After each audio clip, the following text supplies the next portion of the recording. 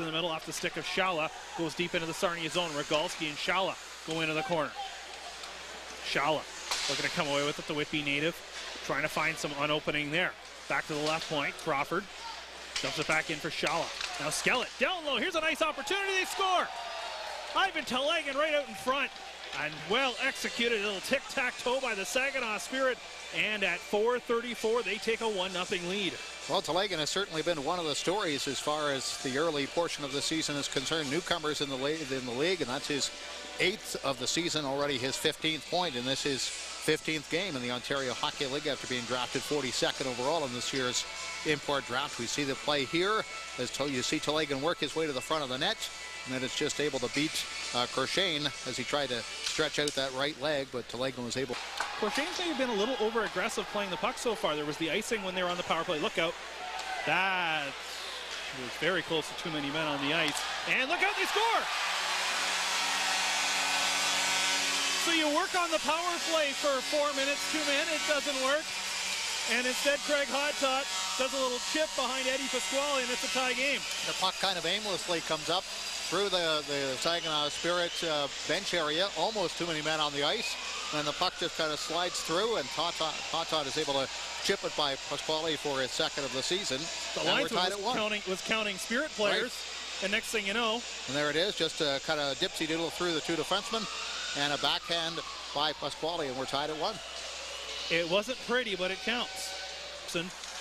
Not able to get a good shot off or even a pass out in front as it was blocked, and out come the Spirit with Telegin. As Skellett going to the front of the net, they score! Telegin took the shot. I don't know if Skellett even got a piece of it, but going to the front of the net certainly threw off Crochane. It's a 2-1 hockey game. And again, if we'll watch here, we'll see they're calling it Telegin's 2nd of the game, his 9th of the season. We'll see as watch Crochane. He again gets caught back deep in his net, and it looks. Well, we'll get a better angle here. We'll get a better angle as the puck will come across.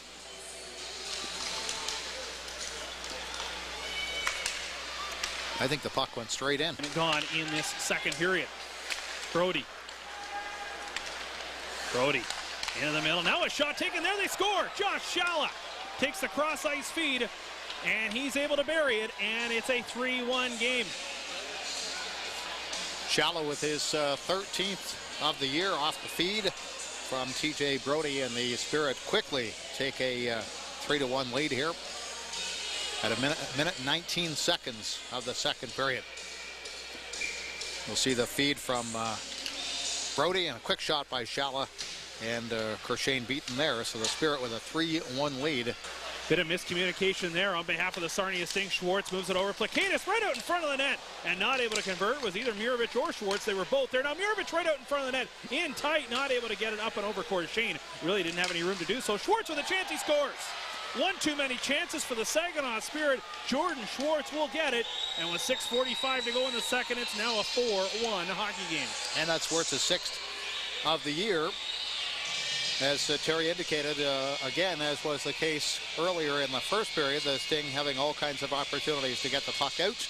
They couldn't, and eventually, when that happens, more times than not, you end up with the puck in the back of your net, which is exactly what happens here as the puck comes to Schwartz, and he's able to...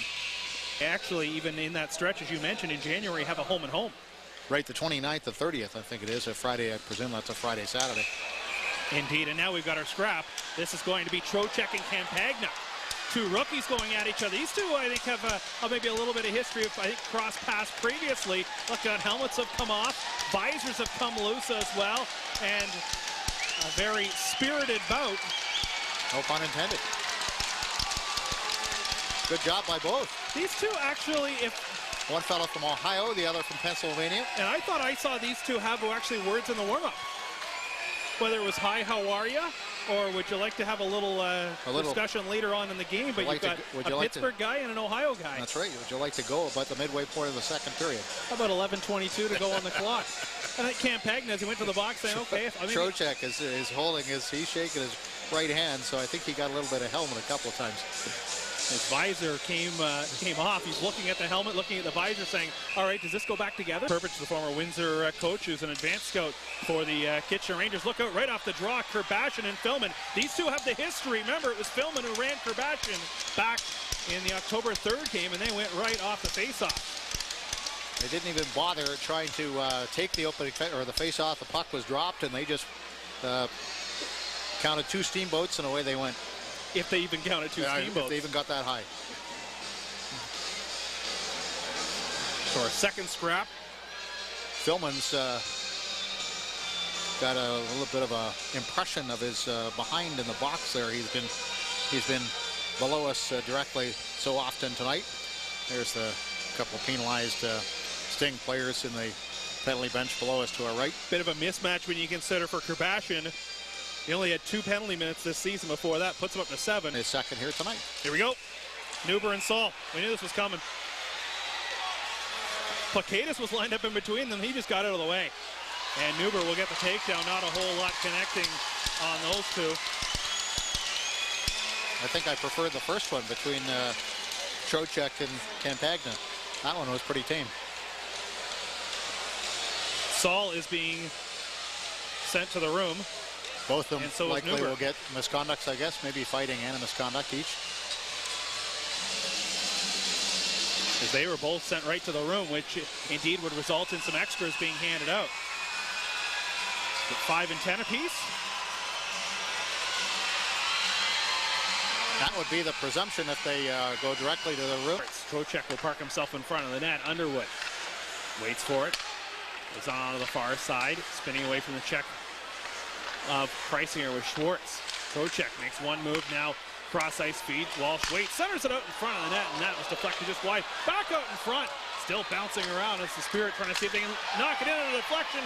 And they do. Tyler Mirovich knocks it out of the air and knocks it into the net. That is a power play goal, and it's 5-1 for the Saginaw Spirit. Tyler Mirovich gets the goal. I should have known when I said neither team had scored on the power play that I would put the jinx on that. It's kind of like saying shutout. Somebody has a no-hitter or a shutout or what have you. So there you go, Mirovich at the side of the net. You see him just coming back into your screen on the left-hand side, parked at the corner of the net. The puck will come to him, and he'll be able to slap that one by Adam Kershane for the 5-1 lead here at 12:22 of the 3rd period.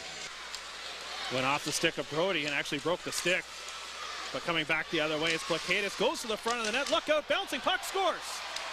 Joe Plakatis got away from the defender and got a second opportunity.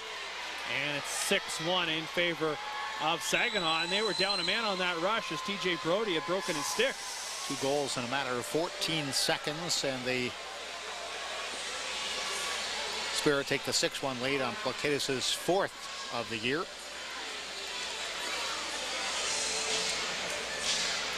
Got a second opportunity. Second chance again in front of Adam Kershane, who's left pretty much to fend for himself.